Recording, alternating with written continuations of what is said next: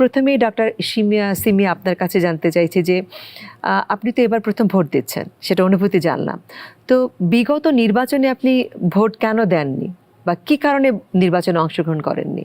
ছোটবেলা থেকে দেখতাম আব্বু আম্মু খুব উৎসব মুখর পরিবেশে ভোট দিতে যেত। তো ছোটবেলা থেকে কিন্তু সেরকম একটা ইচ্ছা ছিল যে না, আমিও কখনো যখন বড় হব, ভোটার হব, ভোট দেব গিয়ে।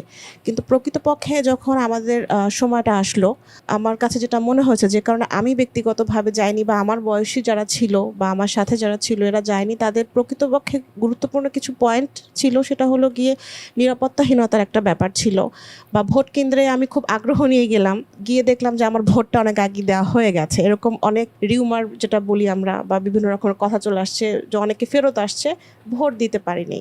তো এই যেটা আগ্রহ নিয়ে অনেকে গিয়েছে, আবার তারা মনক্ষুণ্ণ হয়ে ফেরত এসেছে, এই কারণেই কিন্তু আমরা অনেকেই অনাগ্রহ প্রকাশ করে ঠিক আছে আমার যাওয়ার দরকার নেই।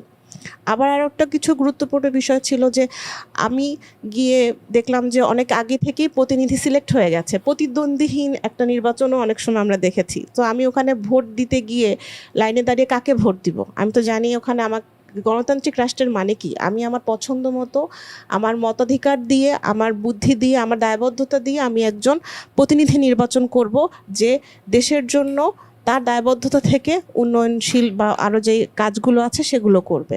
এবারে কি আমরা বলতে পারি যে আপনারা একদম সে ধরনের আশঙ্কা মুক্ত, সুষ্ঠু পরিবেশে ভোট দিতে পারবেন বলে আপনারা সেই জন্য ভোটদানে ইচ্ছুক? আমার কাছে এখন তাই মনে হয়।